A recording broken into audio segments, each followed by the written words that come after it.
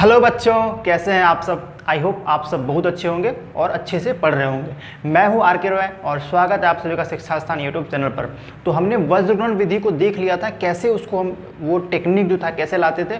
और आज की क्लास में हम लोग एक्सरसाइज 3.5 का क्वेश्चन नंबर 1 का 2 पार्ट करने वाले हैं। ठीक है, एक पार्ट ये है और दूसरा पार्ट और करेंगे। क्वेश्चन क्या कहता है कि जो आपको 2 चर वाले रैखिक समीकरण युग्म दे रखे हैं ना, तो पहले तो पता करो कि इनमें से किसका अद्वितीय हल है या किसका अपरिमित रूप से अनेक हल या किसका कोई हल नहीं है। पता कर लो पहले, फिर पता करने के बाद यदि आपको यह दिखता है कि इसका अद्वितीय हल है तो वज्रगुणन विधि से इसका हल निकालो। ठीक है, तो चलिए शुरू करते हैं। सबसे पहले पता करेंगे कि इसका कितने हल है। तो उसके लिए आपको पता है ना, A1 B1 C1 और A2 B2 C2 लिखते हैं और फिर कंपेयर करते हैं। तो पहले लिख लेते हैं, यहाँ बताइए A1 का वैल्यू कितना है, x का गुणांक है ना पहले वाले का, तो 1 है, कुछ नहीं गुना में। B1 y का गुणांक होता है तो -3 आपको दिख रहा है, और C1 कांस्टेंट टर्म तो -3 दिख रहा है।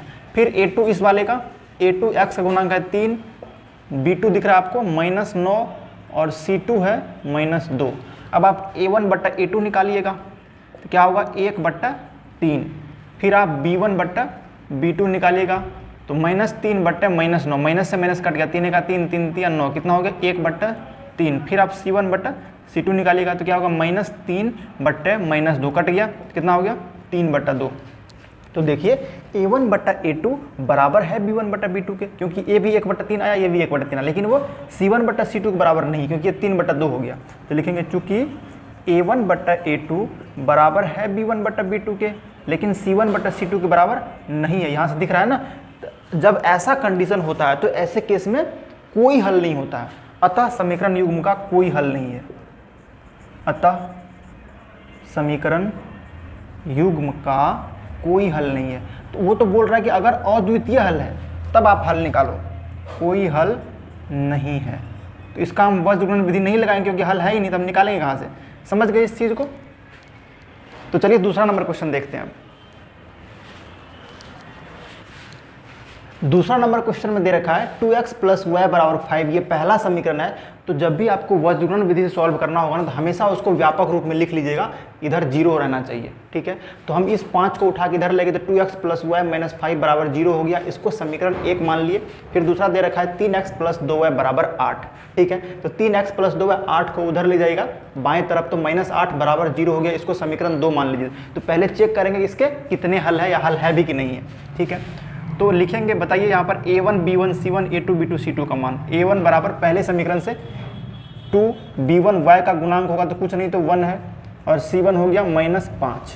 फिर A2 का मान बताइए, A2 का दिख रहा है 3 है, B2 का मान है 2 और C2 का मान है -8। अब आप यहाँ से A1 बटे A2 निकालिए। A1 बटे 2 कितना होगा 2/3। B1 बटा B2 निकालिए 1/2 और C1 बटा C2 निकालिए -5 बट्टा -8 कट गया, ये कितना हो गया 5/8। देखिए A1 बट्टा A2 ये रहा 2/3 और B1 बट्टा B2 है 1/2। ये दोनों बराबर तो नहीं है, मतलब A1 बट्टा A2 ही B1 बट्टा B2 के बराबर नहीं हुआ। जब A1 बट्टा A2 B1 बट्टा B2 के बराबर नहीं होगा तब आप C1 बट्टा C2 को नहीं देखोगे बराबर है कि नहीं है, कोई मतलब नहीं है उस चीज़ से हमको। तो A1 बट्टा A2 बराबर नहीं है B1 बट्टा B2 के, अतः इसका अद्वितीय हल होगा। ये कंडीशन होता है ना अद्वितीय हल का, अतः समीकरण युग्म का अद्वितीय हल है। तो ये तो पता कर लिए कि समीकरण युग्म का अद्वितीय हल है।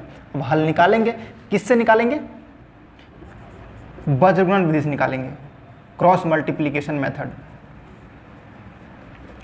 तो चलिए लगाते हैं cross multiplication method. Cross multiplication method क्या कहता है, पहले हमने पता कर लिया कि इसका अद्वितीय हल है। उन्होंने कहा था पहले पता करो तब लगाना, तो कर लिया। अब पता है कि हल है तो निकालेंगे, x और y का मान आएगा। तो वज्रगुणन विधि कहता है बकअप, मैंने आपको बताया था ना बकअप टेक्निक, BCAB बकअप। सबसे पहले B लिखते हैं, फिर C, फिर A, फिर B। तो B1 B2 पहले लिखिएगा, तो पहले B1 B2 क्या है, देखिए B से B1 B2 तो 1 2 है ना B1 B2, तो 1 2 लिख लीजिए। फिर C है बकअप, BAC नहीं BC बकअप, बकअप ऐसे कर बोलिए BCAB। तो C क्या है -5 -8, -5 -8। फिर आया A लिखिए 2 और 3, बकअप से आ रहा है ये सारा चीज़। और फिर लास्ट में भी B होता है, देखिए B से शुरू भी B से खत्म भी हुआ, तो 1 2 हो गया, 1 और 2। फिर आपको मैंने कहा था बीच में क्या लिखना है, x, y और 1। इसके बीच में लिखिए, पहला बीच है x, ये दूसरा वाला बीच है, इनके बीच में ऊपर में, और ये वाला आखिरी हो गया x/1।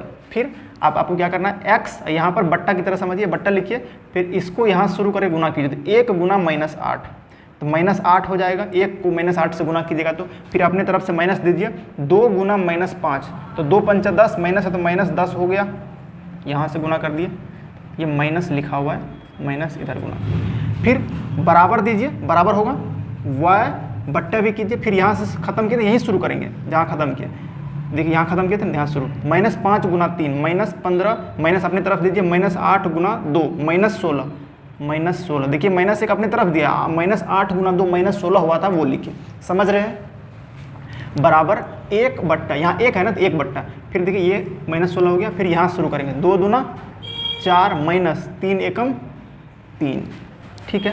अब लिख लीजिए x बट्टा -8, माइनस ब्रैकेट मतलब गुना, माइनस गुना माइनस प्लस हो गया, 8 + 10 हो गया, बराबर y बट्टा -15, माइनस गुना माइनस प्लस 16, बराबर 1 बट्टा 4 में से 3 गया तो 1 बचा, तो क्या होगा x बट्टा 10 प्लस में 8 माइनस में, अपोजिट साइन है, घटेगा बड़ा नंबर का साइन 2 हो गया, ये y बट्टा 16 - 15 1 बराबर 1 बट्टा 1, इसको आप a मान लो, इसको b मान लो, इसको c मान लो। अब a तथा b से सॉल्व कर दो, a तथा सॉरी c से, b नहीं, b को लेंगे तब तो कुछ नहीं मिलेगा, a तथा c से, क्योंकि जिसके नीचे ये करेगा तब ना x मान मिलेगा, तो x/2 बराबर 1 बट्टा 1 है, क्रॉस गुना कीजिए क्या होगा, x गुना 1 x बराबर 2 गुना 1 2, तो x बराबर 2 हो गया, एक तो पहला ये आ गया मान। अब आगे क्या करना है आपको, आगे b तथा c सॉल्व करना है, b तथा c से क्या मिलेगा, y बट्टा 1 बराबर 1 बट्टा 1, देखिए ये b है ये c है, तो क्या क्रॉस गुना कीजिए, y गुना 1 y ये हो गया, 1 गुना 1 1 हुआ, इसीलिए x बराबर 2 तथा y बराबर 1, यही आपका आंसर हो गया। तो देख लीजिए आप इस पूरे को, आपको स्क्रीनशॉट लेना है तो स्क्रीनशॉट ले सकते हैं, या लिखना है तो लिख लीजिए। तो ये था 2 क्वेश्चन जो इस वीडियो में हमने देख लिया है, मैं उम्मीद करता हूँ कि आपको पूरा समझ में आया होगा। अगर आया होगा तो अपने दोस्तों के साथ वीडियो को शेयर कीजिए। चलिए मिलते हैं नेक्स्ट वीडियो में, थैंक यू।